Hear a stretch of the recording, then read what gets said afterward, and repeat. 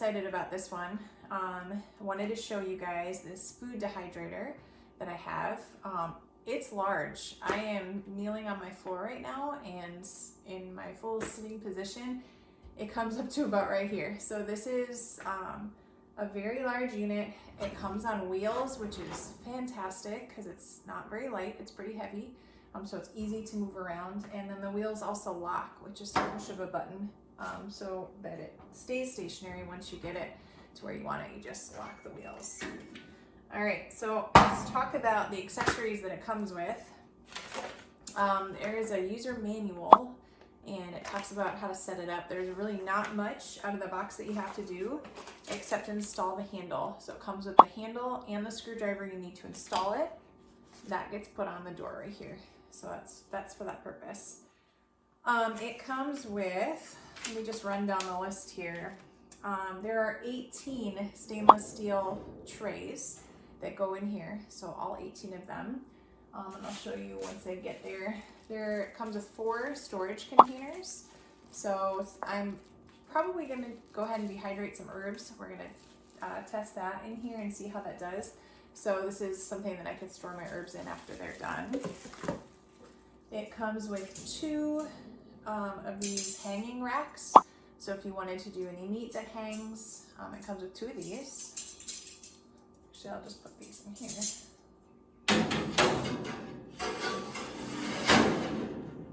It comes with 18 of these non-stick silicone dehydrator sheets. So I'm going to use this for my herbs so that they don't fall through the grates when I'm actually dehydrating them.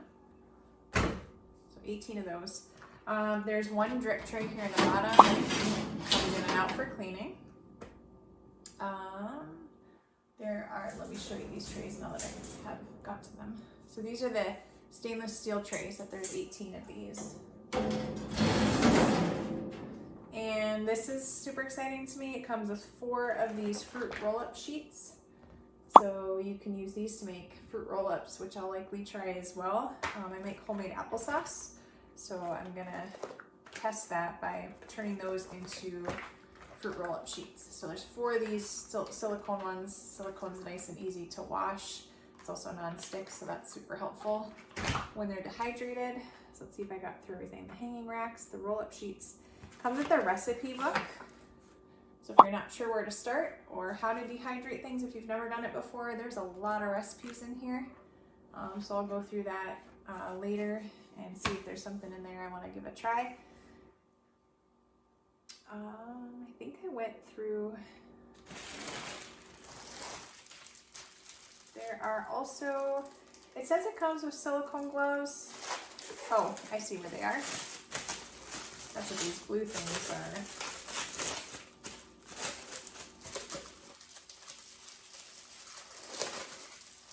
So the storage containers are just the clear plastic. These blue things on top are the silicone oven mitts is what they are. And they're in the package right now, but these are the kind that you just grip and they pinch and close, so you can put them on your fingers so you don't burn yourself when you're touching the trays. So that's the idea of those. And then there's some of these. Not exactly sure how you'd use them yet, but maybe this would be like to hang meat. There's these hooks. Probably would go on here, I'm guessing, and then you hang your meat from there. We did just dehydrate in my old dehydrator some turkey jerky, and I bet these would have been really handy for that. Maybe I'll try those next time we do some turkey jerky. All right, so I'm gonna go ahead and get some stuff prepared, and then I'll show you how we actually go ahead and use this unit. Oh, one more thing I wanted to show. When the door does close, it has a locking system right here with like a latch. So you just close the door and then you catch these right here and you pull it back, just like a ski boot, essentially. So that's how you go ahead and do that. There are handles on either side of the unit as well. So if you do need to lift and move it, that's a little bit more helpful. But there you go. I'll come back to you in just a bit. Okay, so here we are. I just went out to our garden, picked a whole bunch of parsley and a whole bunch of basil, and we're preparing them for the dehydrator. So Cora, my daughter, is helping me. We're taking the parsley and we're just cutting, getting the rainwater off them. They're fresh rain, so they're nice and clean. And then we're just chopping off close to the tip of the leaf so we don't put the stem in there. And then we'll get it in the dehydrator set up. I do already have the first tray in there way at the top. And we are using these screens on top of the tray. All right, so we have our dehydrator full with parsley on top and basil on the bottom. And I picked a lot and I still have a ton of space in this dehydrator. So this is a really large capacity. I went ahead and spaced them out because I had the space, but there definitely is room for more racks in between all of these. I just chose to do that because that is all the racks I had full. So I'm gonna go ahead and close it. And then again, if you look on the side here, this is how you latch it shut. So we're just gonna do that, grab it, do that, same thing, and push it. Now we're gonna go to the front, we're gonna power it on. And right here is a nice little guide to help you. I am gonna do herbs, which is between 95 and 125 degrees Fahrenheit. I'm gonna stick to closer, oops, we're gonna push the temp button. I'm gonna stick to closer to 95. So I'm just gonna adjust it this way. And then for the time, I'm gonna check them after 4 hours. They might need longer. I did pick them out of the rain, so they're starting with some moisture on them. But I'm gonna check them after 4 hours. So there we go, we have it all set, and it's gonna just fluctuate back and forth between the time and the temperature. So we'll come back and check on these in just a little bit and see where we're at. All right, I just wanted to take another video here so that you could hear how quiet this is.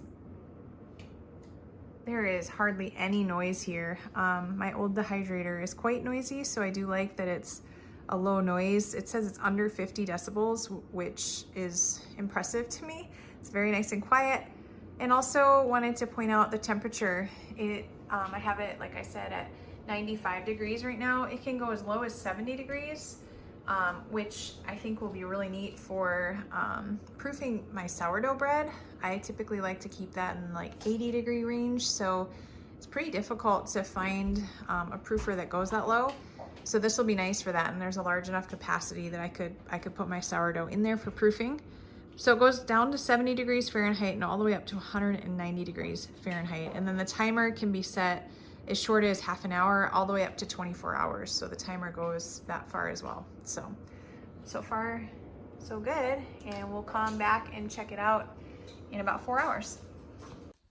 All right, so my timer went off and it shut off. We're gonna open it up. I can tell already they're not done, but I just wanna show you where we're at after the 4-hour mark. They are definitely getting there. So they're a lot smaller than when they started. They still have a ways to go. So I'm gonna go ahead and put these back in and reset my timer. I'm gonna keep it at that same temp and we'll try it again in another few hours. So turning it on. My temp is still there. The time we'll do 2 hours and then go from there. And when it stops flashing is when it's starting. So we know it's doing its thing after it stops flashing, then it's set at that temp at that time. So. All right, so here we go. The time is done. It ended up taking a little more than I expected, but I'm ready to take a look, and I think they might be pretty good here.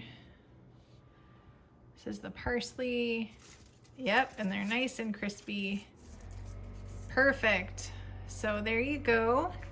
That was the dehydrator. I did end up rotating. I put the parsley on the bottom and the basil on the top midway through. I don't know if I needed to. I just decided to do that just to see how it was going, but they're nice and all dehydrated.